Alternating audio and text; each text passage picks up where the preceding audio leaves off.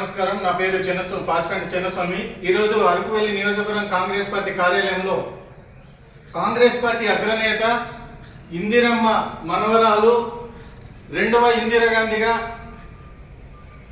ప్రియాంక గాంధీ గారు ఈరోజు వాయనాడ్ పార్లమెంటు స్థానంలో 4 లక్షలకు పైగా మెజారిటీ రావడం అరకు కాంగ్రెస్ కమిటీ ఆర్థిక శుభాకాంక్షలు తెలియజేస్తున్నాం ప్రియాంక గాంధీ గారికి.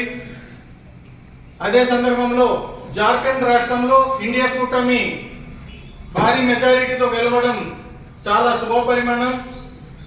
పార్లమెంట్లో వాయనాడ్ ప్రజల పక్షాన భారతదేశ కార్మిక కర్షక బడుగు బలహీన వర్గాల కోసం భారీగా గల్లమిప్పడానికి కాంగ్రెస్ పార్టీ అగ్రనేత ప్రియాంక గాంధీ గారు రాబోయే 2029 సార్వత్రిక పార్లమెంట్లో ఇండియా కూటమి భారతదేశంలో ఘన విజయం సాధించడానికి ఇది ఒక శుభ సూచకంగా మేము అరకు కాంగ్రెస్ కమిటీ తరఫున భావిస్తున్నాం.